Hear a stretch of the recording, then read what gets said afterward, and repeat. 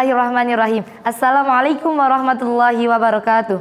Innal hamdalillah nahmaduhu wa nasta'inuhu wa nastaghfiruh wa na'udzu billahi min syururi anfusina wa min sayyiati a'malina may yahdihillahu fala mudhillalah wa may yudlilhu fala hadiyalah.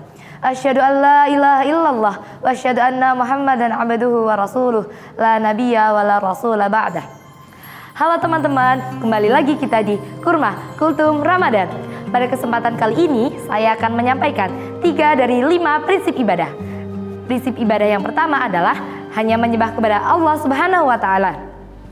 Hendaknya kita sebagai seorang muslim harus menyembah kepada Allah Subhanahu wa taala.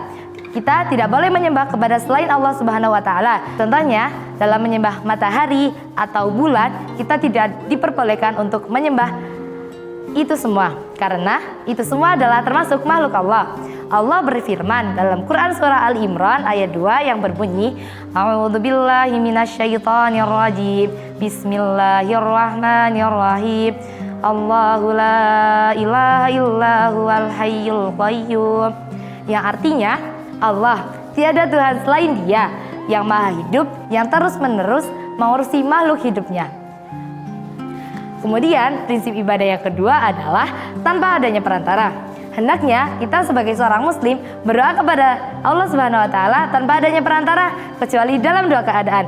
Keadaan yang pertama adalah ketika kita meminta tetapi kita setelah melakukan suatu kebaikan dengan niat yang baik. Contohnya, kita sewaktu pagi menyapu lantai dengan hati yang senang dan hanya mengharap ridha Allah. Ketika kita siangnya melaksanakan suatu ujian, misalnya ujian madrasah, kita boleh banget berdoa nih, ya Allah, tadi pagi hamba-Mu ini habis melakukan menyapu lantai dengan hati yang ikhlas dan dengan mengharap ridha-Mu. Pada siang ini hamba melakukan ujian, mudahkanlah ya Allah, lancarkanlah ya Allah. Nah, itu salah satu perantara yang boleh kita lakukan. Perantara yang kedua adalah kita meminta didoakan oleh orang yang salih ketika masih hidup. Contohnya, ketika ada seorang ustadz, yaitu sangat salih, kita boleh meminta doa kepada ustadz tersebut. Prinsip ibadah yang ketiga adalah ikhlas. Ikhlas adalah melakukan suatu ibadah hanya mengharap ridho Allah tanpa mengharapkan imbalan suatu apapun.